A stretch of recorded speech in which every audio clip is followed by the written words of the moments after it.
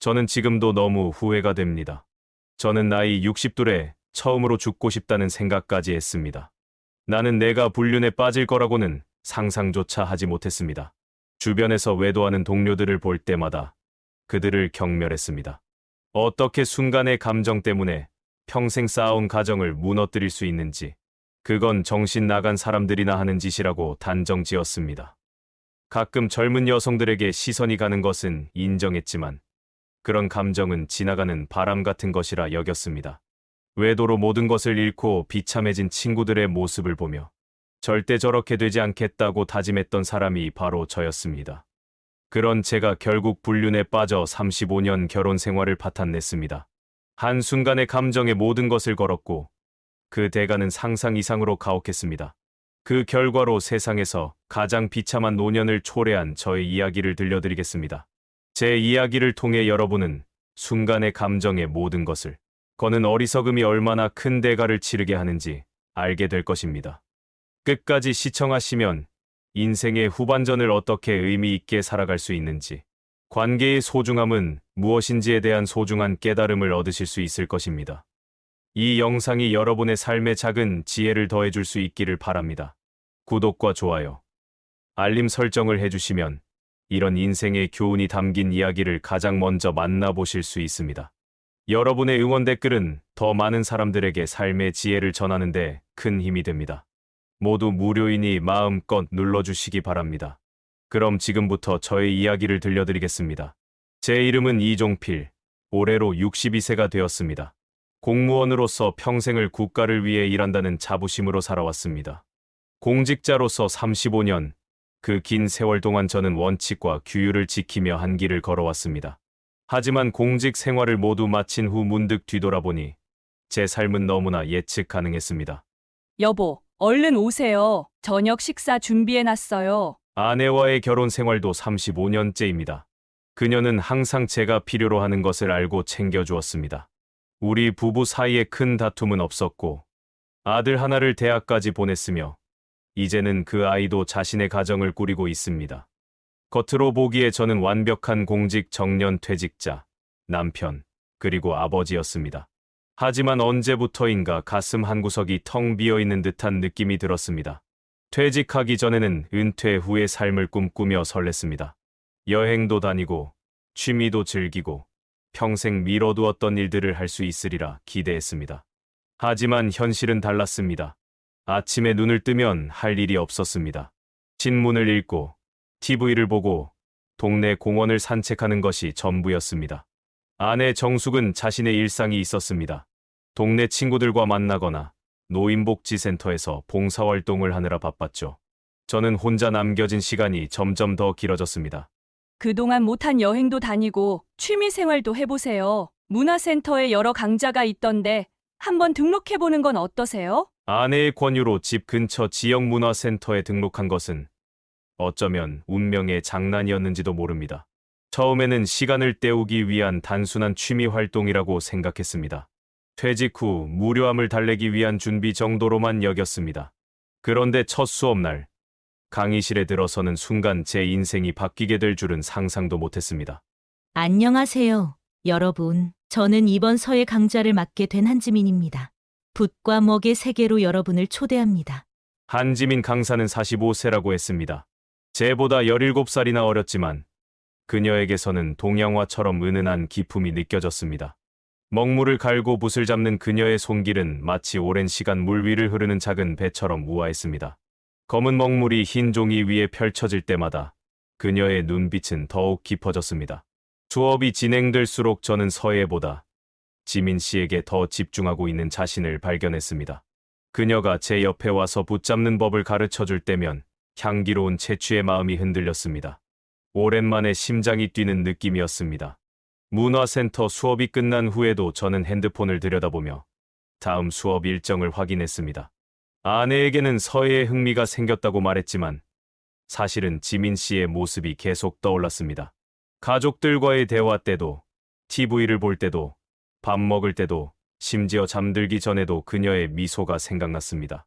어느 날 수업이 끝난 후 지민 씨가 먼저 말을 걸어왔습니다.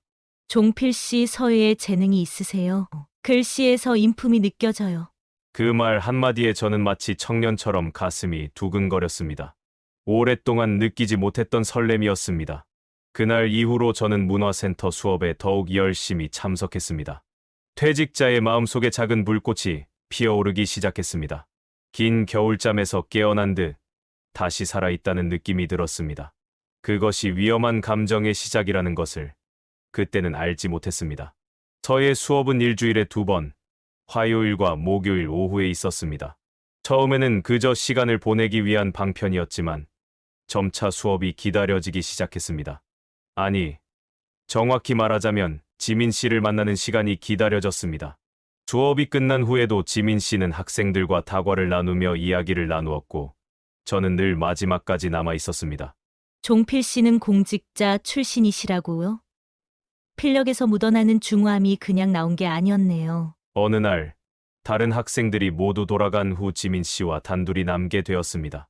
그녀는 제 붓글씨를 보며 이런저런 이야기를 건네왔고 저는 오랜만에 누군가에게 제 이야기를 할 수 있어 기뻤습니다. 퇴직 후의 공허함, 의미 없이 흘러가는 시간들, 집에서 느끼는 답답함까지 평소라면 누구에게도 하지 않았을 이야기들이 물 흐르듯 자연스럽게 흘러나왔습니다. 지민 씨는 제 이야기를 진지하게 들어주었습니다.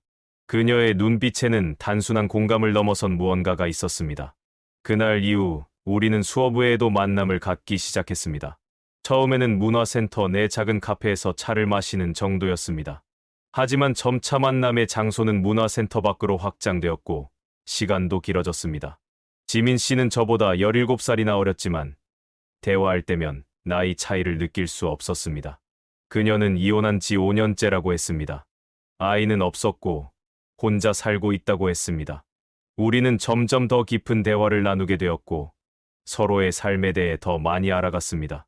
종필 씨는 정말 매력적인 분이에요. 그 위치에 계시면서도 겸손하고 타인의 이야기를 진심으로 경청하는 사람이 드물어요. 지민 씨의 이런 말들이 제 자존감을 높여주었습니다. 퇴직 후 사회적으로 위축되어 있던 저에게 그녀의 인정은 마치 사막의 오아시스 같았습니다. 그녀와 함께하는 시간이 늘어날수록 집에 있는 시간은 더욱 무의미하게 느껴졌습니다. 아내와는 대화가 점점 줄어들었고 때로는 그녀가 옆에 있다는 사실조차 잊을 때가 있었습니다. 문화센터에서 진행하는 서예 전시회 준비를 핑계로 우리는 더 많은 시간을 함께 보냈습니다. 밤늦게까지 작품을 준비하고 때로는 간단한 저녁 식사를 함께 했습니다. 술 한 잔이 오가면서 우리의 대화는 더욱 깊어졌고 감정의 교류도 자연스럽게 이루어졌습니다. 종필 씨, 이번 주말에 계획 있으세요? 제가 경주에 서예 관련 전시회가 있는데 함께 가실래요? 하루만 다녀오면 돼요. 그녀의 제안에 망설임 없이 승낙했습니다. 아내에게는 오랜 친구들과의 모임이 있다고 거짓말을 했습니다. 35년 결혼 생활에서 처음으로 아내에게 중대한 거짓말을 한 것입니다. 죄책감이 있었지만 지민 씨와 함께할 생각에 그 감정은 금세 희미해졌습니다. 경주로 떠난 그날, 우리는 마치 오래된 연인처럼 자연스러웠습니다. 고즈넉한 절과 박물관을 돌아다니며 서예에 관한 이야기를 나누었습니다. 그러나 대화 주제는 점차 개인적인 영역으로 넘어갔습니다. 저녁에는 한적한 펜션에서 술을 마셨고 그날 밤 우리의 관계는 돌이킬 수 없는 선을 넘었습니다. 한 번의 여행 이후 우리의 만남은 더욱 은밀해졌습니다. 지민 씨의 아파트나 도시 외곽의 모텔에서 만났고 때로는 다른 도시로 여행을 떠나기도 했습니다. 퇴직한 노인의 가슴 속에 청춘의 열정이 다시 타오르는 것 같았습니다. 지민 씨와 함께할 때면 모든 고민과 불안이 사라졌고 다시 젊어진 듯한 착각에 빠졌습니다. 우리 계속 이렇게 만나도 될까요?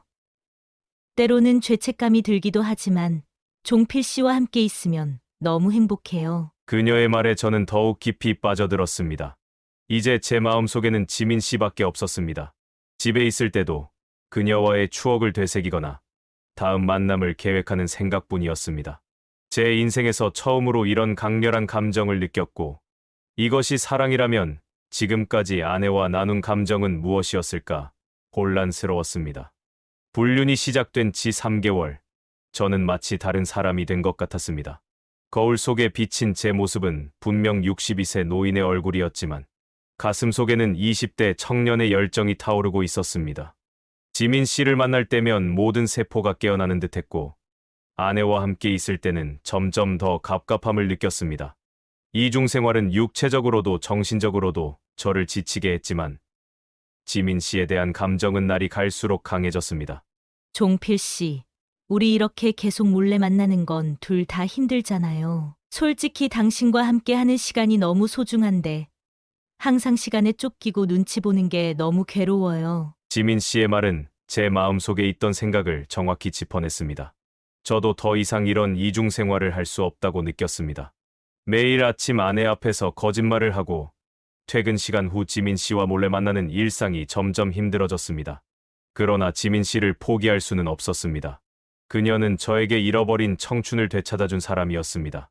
밤새 고민한 끝에 저는 결심했습니다. 35년간의 결혼 생활을 정리하고 지민 씨와 새 출발을 하기로 한 것입니다. 비록 늦은 나이지만 남은 인생은 진정한 사랑과 열정으로 살고 싶었습니다. 퇴직금과 연금으로 소박하게 살아도 사랑하는 사람과 함께라면 행복할 수 있다고 믿었습니다. 결심을 굳힌 날, 아내가 준비한 저녁 식사 자리에서 저는 마침내 입을 열었습니다. 35년 동안 한 번도 꺼내본 적 없는 말이었습니다. 여보, 할 말이 있어. 우리 이제 각자의 길을 가는 게 좋을 것 같아. 이혼하고 싶어. 아내의 얼굴에서 순간 모든 혈색이 사라졌습니다. 젓가락을 든 그녀의 손이 떨리더니 식탁 위에 탁 소리를 내며 떨어졌습니다. 그녀는 제 말을 제대로 이해하지 못한 듯 멍한 표정을 지었습니다. 무슨 소리예요? 갑자기 이혼이라니 무슨 일이 있었어요? 내가 뭘 잘못했어요? 아내의 떨리는 목소리에 잠시 죄책감이 일었지만 이미 마음을 정했기에 물러설 수 없었습니다. 저는 아내의 눈을 똑바로 보지 못하고 시선을 피했습니다. 당신 잘못이 아니야. 그냥 내가 더 이상 이렇게 살 수 없을 것 같아. 35년 동안 가정을 위해 살았으니 이제는 나를 위해 살고 싶어. 아내는 눈물을 참으며 내 손을 잡으려 했지만 저는 살짝 몸을 빼며 그녀의 손길을 피했습니다. 아내의 눈에서 혼란과 상처가 보였습니다. 그녀는 믿을 수 없다는 듯이 제 얼굴을 살폈습니다. 설마 다른 여자가 있는 거예요? 그렇지 않으면 이렇게 갑자기 이혼을 말할 리가 없잖아요. 날카로운 그녀의 직감에 놀랐지만 이제 와서 거짓말을 할 필요는 없다고 생각했습니다. 모든 것을 정리하고 새 출발하기 위해서는 정직해야 한다고 믿었습니다. 저는 천천히 고개를 끄덕였습니다. 그래, 미안해. 사랑하는 사람이 생겼어. 그녀와 함께하고 싶어. 아내의 얼굴에 충격과 배신감이 가득 찼습니다. 그녀는 흐느끼며 말했습니다. 어떻게 이럴 수 있어요? 35년을 당신을 위해 살았는데 이게 내가 받을 대가예요? 그 순간 저는 제가 한 선택이 얼마나 아내를 아프게 할지 실감했습니다. 하지만 후회하기에는 너무 늦었습니다. 이미 지민 씨에게 새 출발을 약속했고 더 이상 과거에 얽매이고 싶지 않았습니다. 그날 밤 아내는 울음을 참지 못하고 침실로 들어갔고 저는 소파에서 밤을 보냈습니다. 다음 날 아침 아내는 붓기 있는 눈으로 저를 바라보며 말했습니다. 그 여자는 누구예요? 나이가 얼마나 되었길래 당신이 모든 걸 버릴 생각을 했어요? 저는 망설임 없이 대답했습니다. 한지민이라고 문화센터에서 만난 서예 강사야. 나이는 45살이야. 아내의 눈에서 비웃음이 느껴졌습니다. 그녀는 제가 얼마나 어리석게 보였을까요? 62세의 노인이 자신보다 17살이나 어린 여성을 위해 35년 결혼 생활을 던져버리는 모습이. 하지만 저에게는 더 이상 나이가 중요하지 않았습니다. 지민 씨와 함께라면 어떤 비난도 견딜 수 있을 것 같았습니다. 아내에게 이혼을 통보한 날 밤, 저는 폭풍전야의 고요함을 느꼈습니다. 하지만 그 고요함은 오래가지 않았습니다. 다음 날 아침, 휴대폰이 요란하게 울렸습니다. 화면에 민석이라는 이름이 떠 있었습니다. 외동아들 민석이는 올해 34살로 3년 전 결혼해서 분당에서 아내와 함께 살고 있었습니다. 금융회사에서 과장으로 일하며 승승장구하는 아들이 항상 자랑스러웠습니다. 전화를 받자마자 민석의 분노에 찬 목소리가 귓가를 울렸습니다. 아내 정숙이 이미 아들에게 저희의 상황을 알린 것이었습니다. 민석의 목소리는 제가 들어본 적 없는 차갑고 단호한 톤이었습니다. 아빠, 엄마한테 다 들었어요. 이게 진짜예요? 그 서예 강사랑 불륜을 저질러서 이혼한다고요? 숨이 턱 막혔습니다. 평생 자랑스러운 아버지로 살아왔던 저는 순간 아들 앞에서 한없이 작아졌습니다. 무슨 말을 해야 할지 알 수 없었습니다. 잠시 침묵이 흘렀고 저는 억지로 목소리를 가다듬었습니다. 민서가, 그건 아빠가 설명할 수 있어. 단순한 불륜이 아니야. 진심으로. 말을 마치기도 전에 민석이 제 말을 자르며 소리쳤습니다. 불륜이 어떻게 단순하지 않을 수 있어요? 62세의 아빠가 45세 여자에게 빠져서 35년 가정을 내던진다고요? 엄마는 지금 얼마나 무너졌는지 알아요? 민석의 말 한마디 한마디가 비수처럼 가슴을 파고들었습니다. 하지만 동시에 이상하게도 반발심이 일었습니다. 평생 가족을 위해 살아온 제가 이제야 제 행복을 찾으려 하는데 왜 이렇게 비난받아야 하는지 억울했습니다. 너는 이해 못할 거야. 아빠도 사람이야. 퇴직하고 매일 의미 없이 시간만 보내다가 지민 씨를 만나고 난 후 다시 살아있다는 느낌을 받았어. 이건 단순한 호기심이나 일시적인 감정이 아니야. 저의 솔직한 고백에도 민석은 차가웠습니다. 그의 목소리에는 실망감이 가득했습니다. 아빠가 이런 사람일 줄 몰랐어요. 평생 존경해왔는데 이제 더 이상 그럴 수 없을 것 같네요. 엄마 혼자 두고 어떻게 행복할 수 있다고 생각하세요? 아들의 말은 제 자존심을 상하게 했습니다. 동시에 죄책감도 불러일으켰습니다. 하지만 저는 이미 결정을 내린 상태였고 지민 씨와의 새 출발을 향한 열망이 그 어떤 감정보다 컸습니다. 민서가, 시간이 지나면 이해하게 될 거야. 엄마에게는 최대한 공정하게 재산을 나눌 거고 아빠가 평생 모아둔 퇴직금도 절반은 엄마 몫으로 줄 거야. 단지 아빠도 인생의 마지막에 행복할 권리가 있다고 생각해서. 민석은 제 말을 끊고 마지막 통첩을 날렸습니다. 더 이상 듣고 싶지 않아요. 아빠가 그 여자랑 어떻게 되든 이제 신경 쓰지 않겠어요. 하지만 앞으로 저와 제 가족에게는 연락하지 마세요. 특히 그 여자와 함께라면 절대로 저희 집에 오지 마세요. 전화가 끊겼습니다. 제 다이얼을 눌러봤지만 이미 제 번호는 차단된 상태였습니다. 문자를 보내도 전송 실패라는 메시지만 떴습니다. 제 유일한 아들은 순식간에 저를 그의 인생에서 지워버렸습니다. 다음 날 아내를 통해 민석이 페이스북, 인스타그램 등 모든 SNS에서도 저를 차단했다는 소식을 들었습니다. 심지어 사무실로 찾아갔을 때도 비서를 통해 민석 과장님께서 아버님을 만날 수 없다고 전해달라고 하셨습니다. 라는 냉정한 메시지만 받았습니다. 명절에 아들 가족이 모이는 자리에도 초대받지 못했습니다.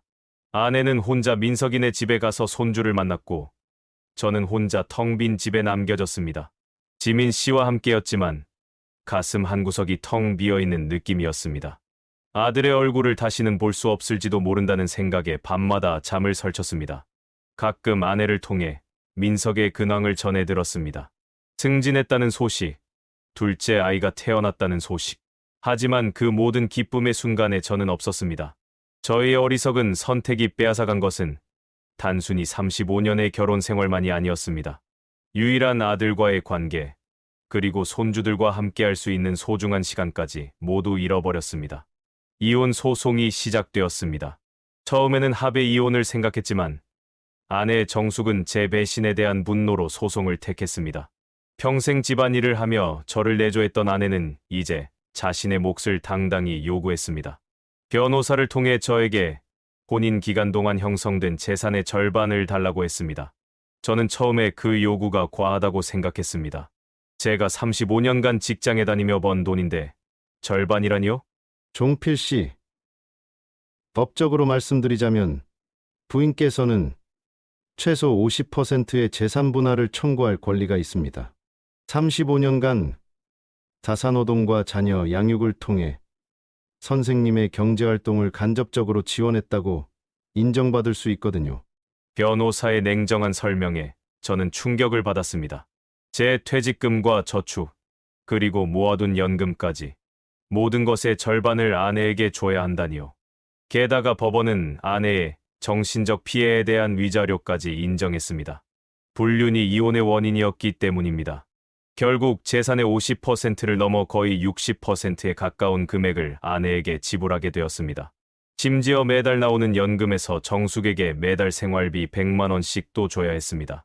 집으로 돌아오는 길, 머릿속에서는 숫자들이 빙글빙글 돌았습니다.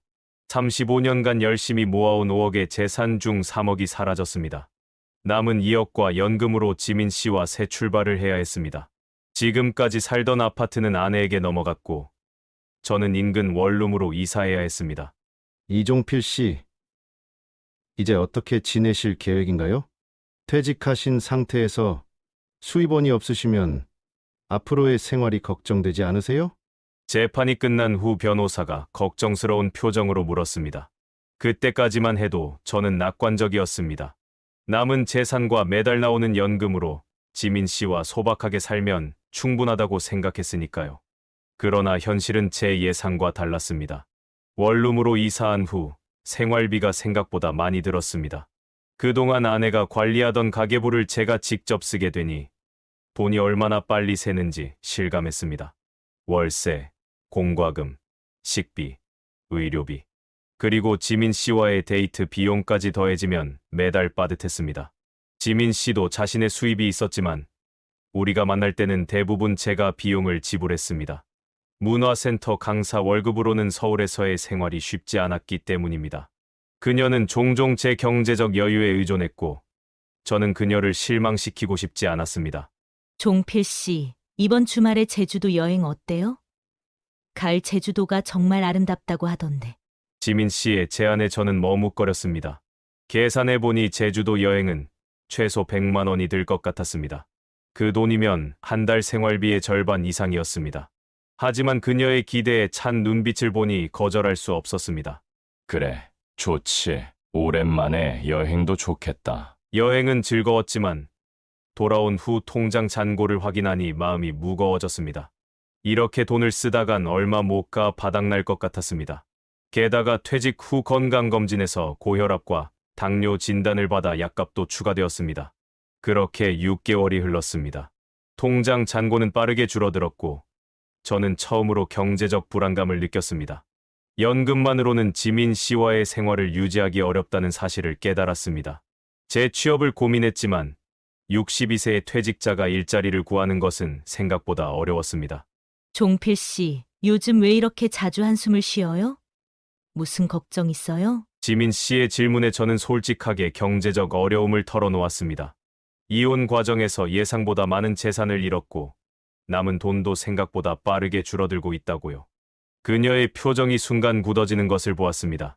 그녀의 눈빛에서 실망과 불안이 느껴졌습니다. 그날 이후 지민 씨의 태도가 미묘하게 달라졌습니다. 만남의 횟수가 줄어들었고 전화도 예전보다 짧아졌습니다. 한때는 하루에도 수십 번씩 오던 문자 메시지도 뜸해졌습니다. 제 경제적 상황이 그녀에게 영향을 미치고 있음을 느낄 수 있었습니다. 가정을 버리고 새 출발을 하기 위해 선택한 불륜. 그 대가는 제가 예상했던 것보다 훨씬 컸습니다. 아내와 아들을 잃은 것은 물론이고 경제적으로도 큰 타격을 입었습니다. 그리고 이제 지민 씨마저 저에게서 멀어지고 있었습니다. 지민과의 관계가 변하기 시작한 것은 제가 경제적 어려움을 털어놓은 날부터였습니다. 처음에는 미묘한 변화였습니다. 전화 통화 시간이 짧아지고 주말 데이트를 취소하는 횟수가 늘어났습니다. 지민은 바쁘다는 핑계를 대었지만 그 말투에서 예전의 애정이 사라진 것을 느낄 수 있었습니다. 10월 중순, 지민의 생일을 맞아 특별한 저녁 식사를 계획했습니다. 예전에는 고급 레스토랑에서 식사를 했겠지만 이번에는 형편에 맞게 중급 한정식집을 예약했습니다.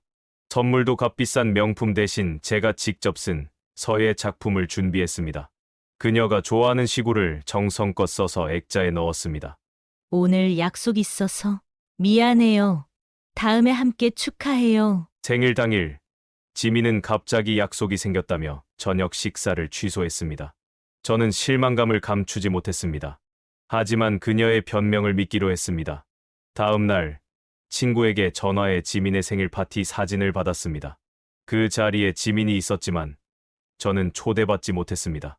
제 가슴이 찢어지는 느낌이었습니다. 시간이 흐를수록 지민의 태도는 더욱 냉담해졌습니다. 주 3회였던 만남은 주 1회로 줄었고 결국에는 2주에 한 번 정도로 뜸해졌습니다. 전화도 제가 먼저 걸면 바쁘다며 짧게 끊었고 문자 메시지에 대한 답장도 형식적이었습니다. 한때 밤새도록 이어지던 우리의 대화는 이제 간단한 안부 확인으로 끝났습니다. 11월 어느 날 지민과 함께 늦은 저녁을 먹기로 했습니다. 그날 그녀는 평소보다 더 화려하게 차려입고 비싼 향수를 뿌렸습니다. 무언가 달라진 모습이었습니다. 식사 도중 그녀의 휴대폰이 계속 울렸습니다. 그녀는 4번 자리를 비워 통화를 했고 돌아올 때마다 미소를 감추지 못했습니다. 누구와 통화하는 거야? 오늘 여러 번 전화가 왔네. 의심이 들어 물었지만 지민은 가볍게 웃으며 넘겼습니다. 그냥 문화센터 일 때문에 연락이 좀 왔어요. 신경 쓰지 마세요. 그날 이후 제 마음속의 불안감이 자리 잡았습니다. 이전의 경험에서 여자의 태도가 달라지면 다른 남자가 있다는 신호라는 것을 알고 있었습니다. 아내와의 관계에서 제가 그랬으니까요. 그렇게 한 달이 흘렀습니다. 12월 초 우연히 동네 카페에서 지민을 보게 되었습니다. 그녀는 제가 아닌 다른 남자와 함께 있었습니다. 40대 초반으로 보이는 그 남자는 고급 정장을 입고 있었고 손목에는 값비싼 시계가 반짝였습니다. 두 사람은 서로의 손을 잡고 깊은 대화를 나누고 있었습니다. 지민의 표정은 제가 오랫동안 보지 못했던 행복한 미소로 가득했습니다. 가슴이 무너져 내렸습니다. 다리에 힘이 빠져 그 자리에 주저앉고 싶었지만 남은 자존심을 지키기 위해 카페를 빠져나왔습니다. 집으로 돌아와 지민에게 전화를 걸었지만 그녀는 받지 않았습니다.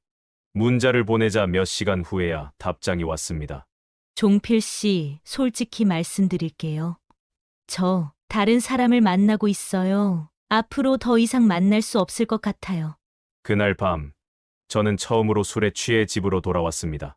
원룸에 혼자 앉아 텅 빈 벽을 바라보며 모든 것을 잃었다는 생각에 절망했습니다. 다음 날 지민에게 마지막으로 전화를 걸어 만남을 요청했고 그녀는 마지못해 동의했습니다. 카페에서 그녀를 기다리며 저는 물었습니다. 그는 누구야? 언제부터 만났어? 지민은 눈을 피하며 대답했습니다. 박 대표님이에요. IT 기업 CEO로 문화센터 이사회 멤버예요. 우리 3개월 전부터 알고 지냈어요. 저의 경제적 어려움을 알게 된 바로 그 시점부터 그녀는 다른 남자를 찾아 나섰던 것입니다. 그 남자는 젊고 부유하고 지민에게 안정된 미래를 줄 수 있는 사람이었습니다. 반면 저는 62세의 퇴직자, 이혼으로 재산의 대부분을 잃고 연금으로 겨우 생활하는 노인일 뿐이었습니다. 사랑이라고 믿었던 감정은 결국 물질적 토대가 무너지자 함께 사라져버렸습니다. 아내와 아들을 잃고 재산의 60%를 날리고 이제 그 대가로 얻은 지민마저 젊은 사업가에게 빼앗긴 것입니다. 남은 것은 아무것도 없었습니다. 공허함과 배신감만이 가슴에 가득했습니다. 지민이 떠난 후 저는 완전한 고립 속에 빠져들었습니다. 62세의 모든 것을 잃었습니다. 가족도, 사랑도, 재산도. 원룸에 홀로 남겨진 저는 매일 밤 천장을 바라보며 잠 못 이루는 날들을 보냈습니다. 한때 가득 찼던 제 일상은 이제 공허함으로 채워졌습니다.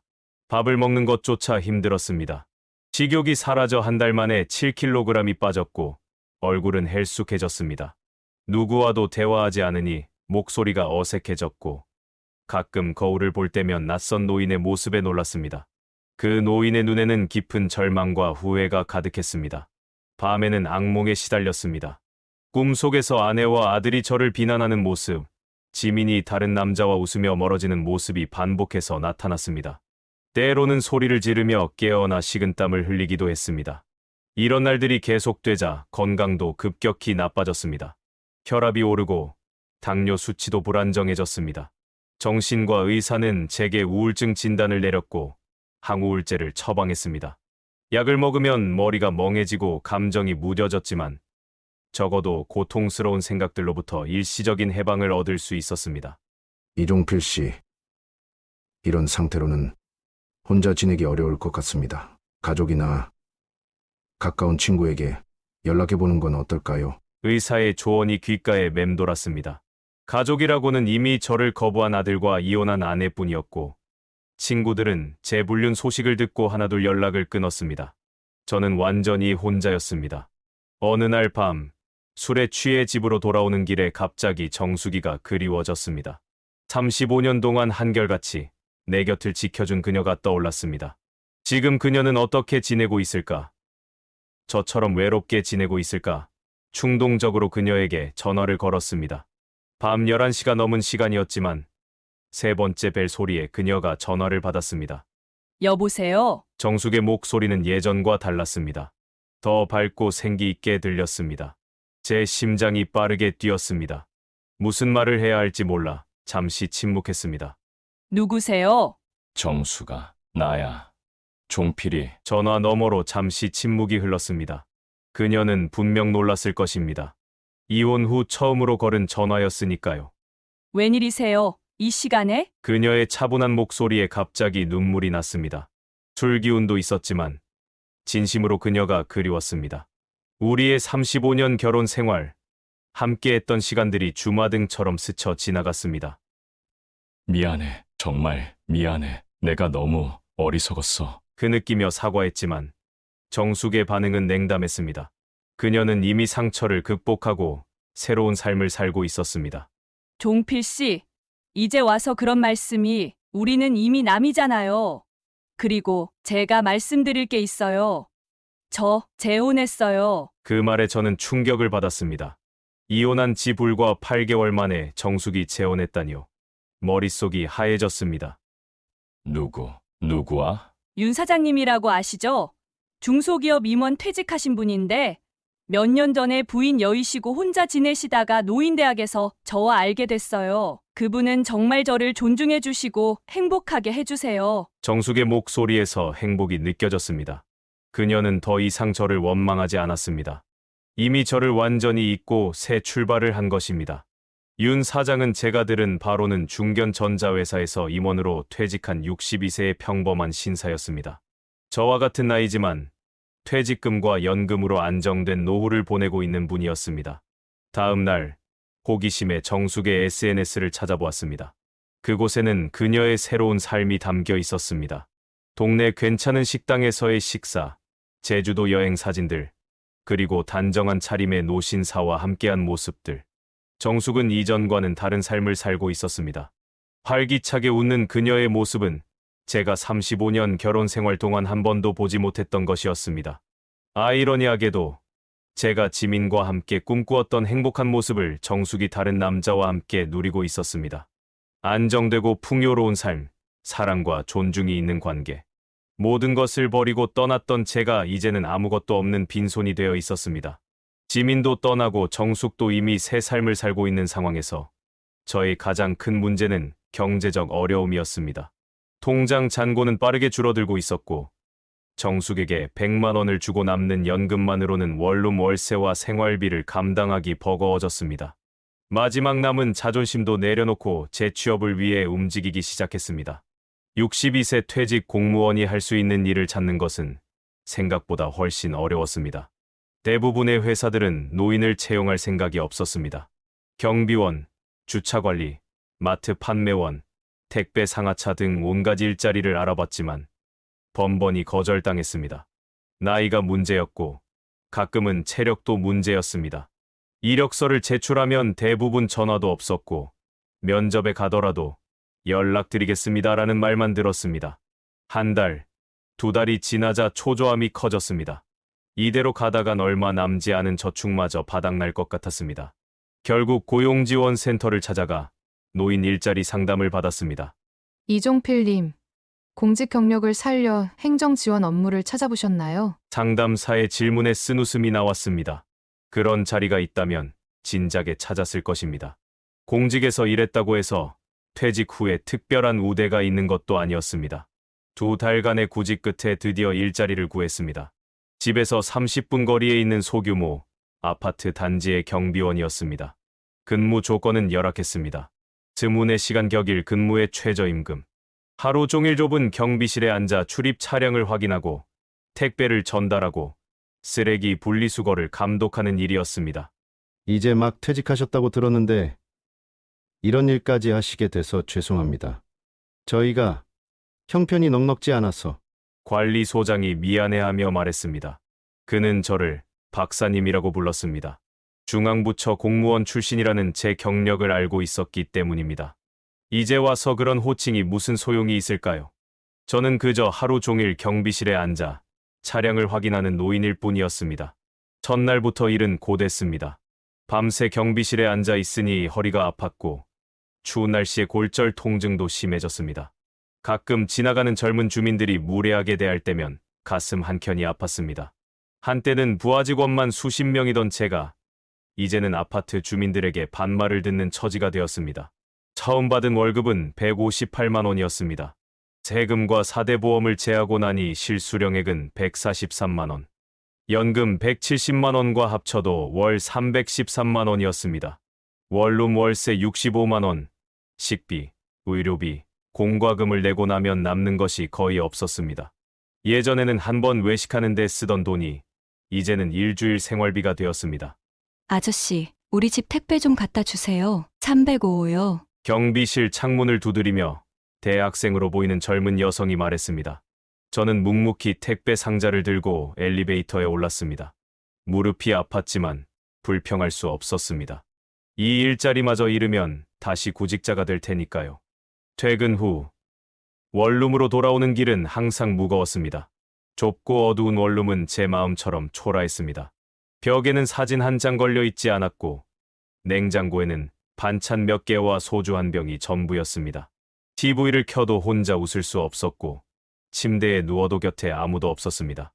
이종필 씨, 제발 자신을 그만 괴롭히세요. 우울증이 더 심해지면 약물 치료만으로는 부족할 수 있어요. 정신과 의사는 계속 걱정했지만 저는 다른 치료법을 감당할 형편이 되지 않았습니다. 그저 매일 복용하는 항우울제에 의존할 뿐이었습니다. 밤이면 과거가 생각났습니다. 아내와 함께 살던 넓은 아파트, 가족과 함께 했던 식사 시간, 안정된 공직 생활. 한순간의 감정으로 그 모든 것을 버렸습니다. 젊고 예쁜 여자의 미소에 현혹되어 35년의 세월을 한순간에 날려버렸습니다.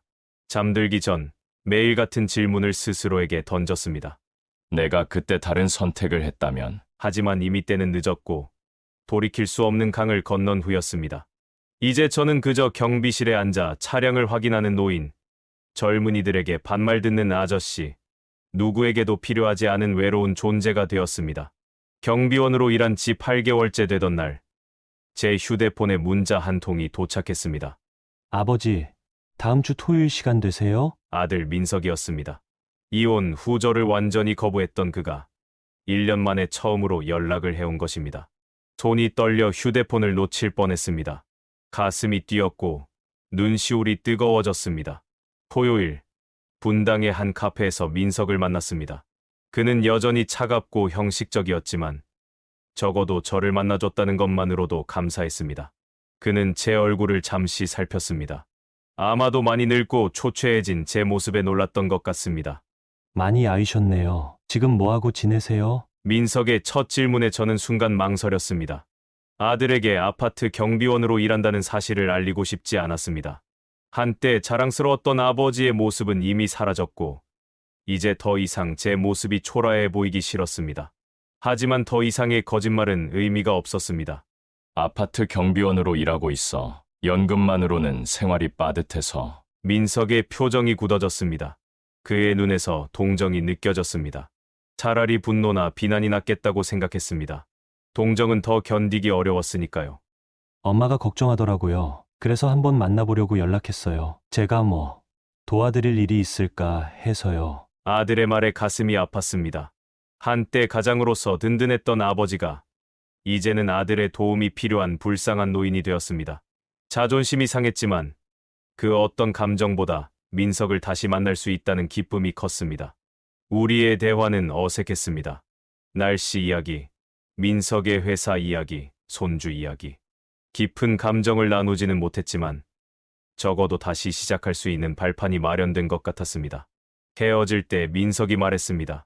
다음 달에 제 아이 돌잔치가 있어요. 시간 되시면 오세요. 하지만 그 사람은 데려오지 마세요. 그 말을 듣고 쓴웃음이 났습니다. 지민은 이미 제 인생에서 사라진 사람이었습니다. 하지만 민석은 아직 그 사실을 모르고 있었습니다. 어쩌면 알고 있었을지도 모릅니다. 그저 제가 또다시 어리석은 선택을 하지 않길 바랐던 것일 수도 있습니다. 걱정 마.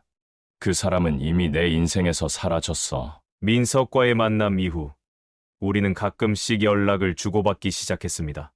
한 달에 한 번 정도 만나 식사를 하기도 했습니다. 여전히 어색했고 깊은 대화를 나누지는 못했지만 조금씩 관계가 회복되는 것 같았습니다.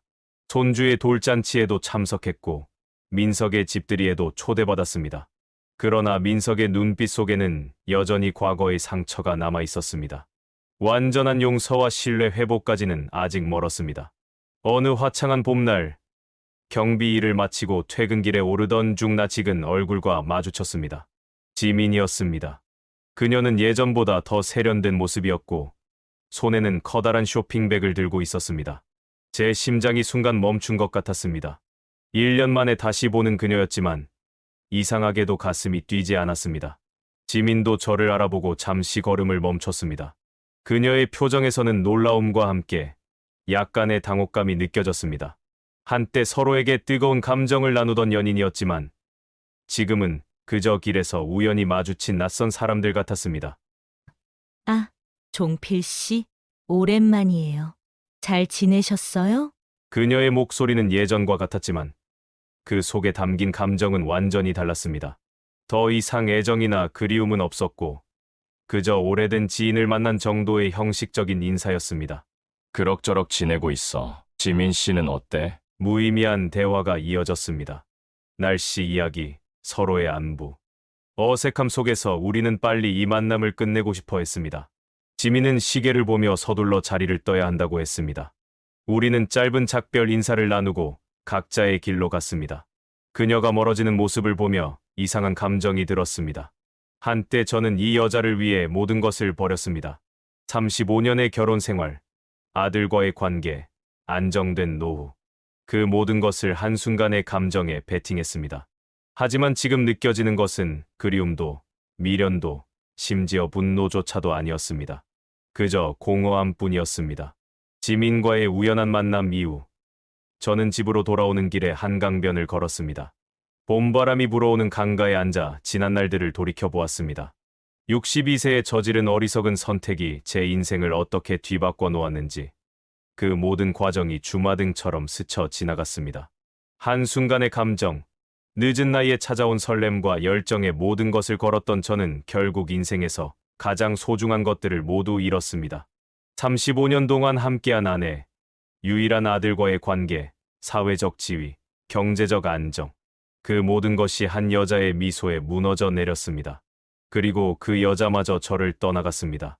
인생의 모든 선택에는 책임이 따른다. 그리고 그 책임의 무게는 결국 자신이 짊어져야 한다. 제가 젊은 시절 많이 하던 말이었습니다. 아이러니하게도 제가 62세의 평생의 교훈을 스스로 저버린 것입니다. 젊은 여성에 대한 욕망, 새로운 삶에 대한 환상이 제 이성을 마비시켰습니다. 불륜에 빠진 동료들을 비난하던 제가 결국 가장 어리석은 선택을 한 것입니다. 2달 후, 저는 병원에서 건강검진을 받았습니다. 결과는 좋지 않았습니다. 고혈압이 심해졌고 당뇨 수치도 위험 수준이었습니다. 의사는 스트레스를 줄이고 규칙적인 생활을 해야 한다고 경고했습니다.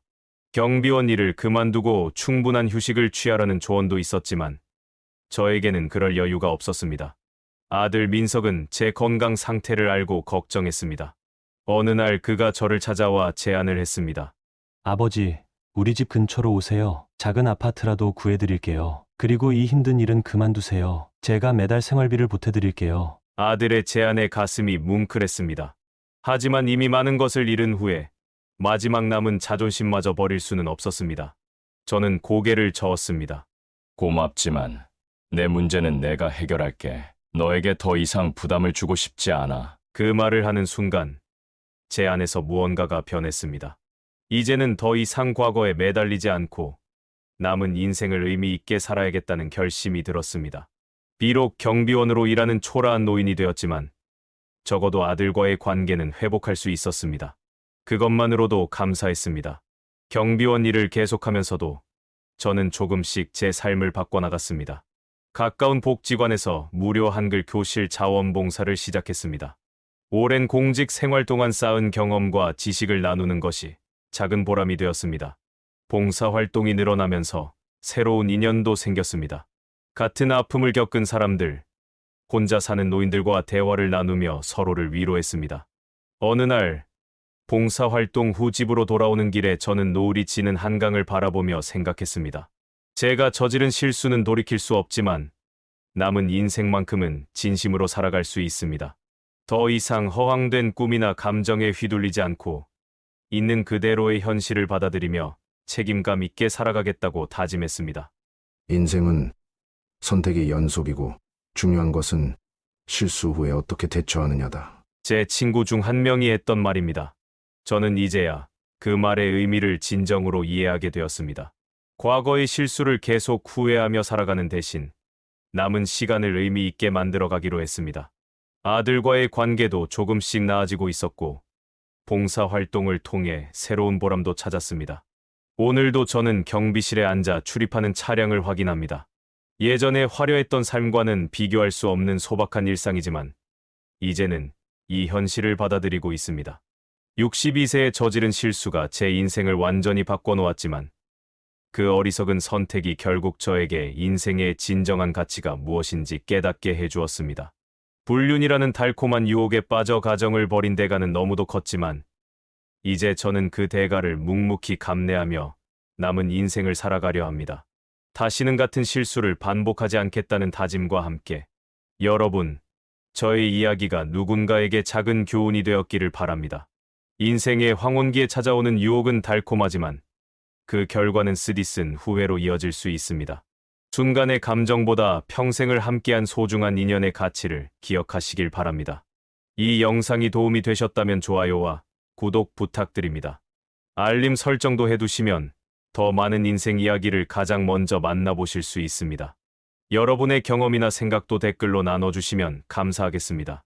다음 이야기로 찾아뵙겠습니다. 인생의 후반부를 이야기하다 지혜 사연이었습니다. 끝까지 들어주셔서 진심